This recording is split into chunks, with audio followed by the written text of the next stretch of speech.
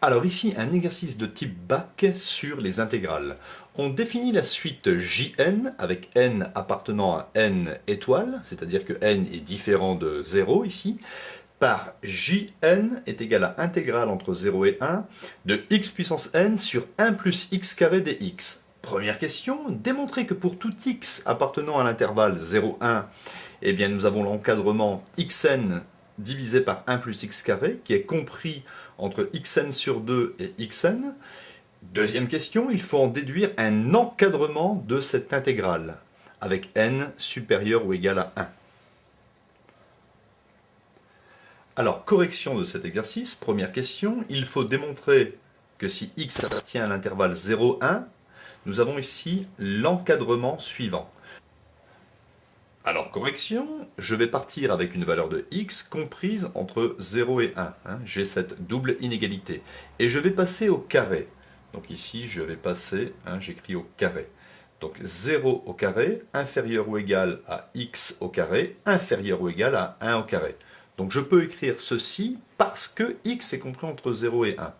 Donc ça me donne x carré, qui est compris entre 0 au carré, ça me donne 0, et 1 au carré, ça me donne 1.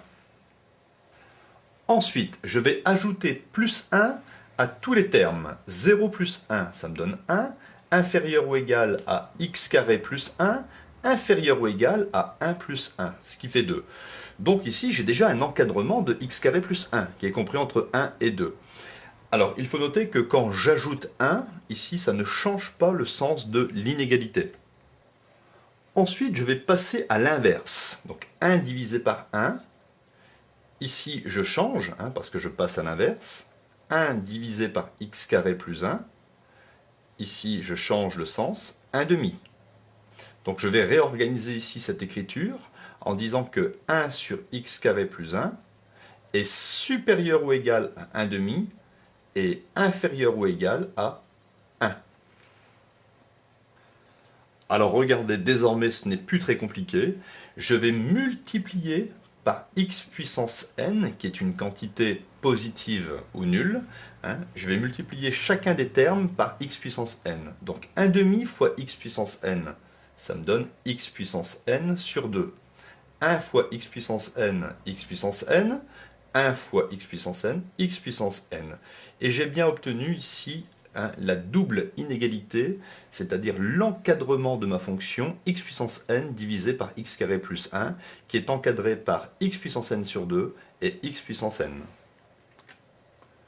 Alors vous voyez que c'est une question assez technique, mais finalement pas très compliquée. C'est des rappels sur les encadrements de type seconde. Question numéro 2. Il faut maintenant trouver un encadrement de l'intégrale Jn. Et je vais me servir de la question 1, c'est-à-dire que xn sur 1 plus x carré, compris entre xn sur 2 et x puissance n. Et je vais passer ici aux intégrales, c'est-à-dire que je vais mettre ici intégrale entre 0 et 1 dx, intégrale entre 0 et 1 dx, intégrale entre 0 et 1 dx. Ainsi, j'obtiens ici exactement ici le terme de la suite Jn, parce que Jn peut correspondre ici à un terme d'une suite. Donc Jn compris, et il faut que je calcule ici ces petites intégrales. Alors, il faut que je trouve une primitive de xn sur 2. Eh bien ici déjà, sur 2, il y a un coefficient 1 demi que je peux faire ressortir de l'intégrale. Donc ça sera 1 demi, intégrale entre 0 et 1 de x puissance n dx. Ici, c'est intégrale entre 0 et 1 de x puissance n dx.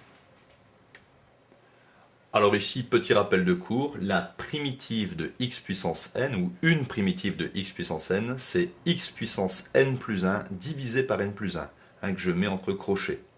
Pareil ici, la primitive de x puissance n, c'est x puissance n plus 1 sur n plus 1. Il ne me reste plus qu'à ici calculer cette expression et celle-ci afin d'obtenir l'encadrement de mon intégrale Jn. Donc ce n'est pas très compliqué, je remplace x par 1 puissance n plus 1 divisé par n plus 1, je mets un moins et je remplace ensuite x par 0. 0 puissance n plus 1 divisé par n plus 1. Même chose de l'autre côté. 0 à la puissance n plus 1, ça fait 0. 0 à la puissance n plus 1, 0. 1 à la puissance n plus 1, ça me donne 1. Donc, je vais donc obtenir ici 1 sur n plus 1. Multiplié par 1,5, je peux donc écrire 1 sur 2 facteurs de n plus 1. Ici, 1 à la puissance n plus 1, ça me donne 1, donc divisé par n plus 1. J'ai donc trouvé ici, sans même avoir la possibilité de calculer l'intégrale Jn, j'ai trouvé un encadrement de Jn.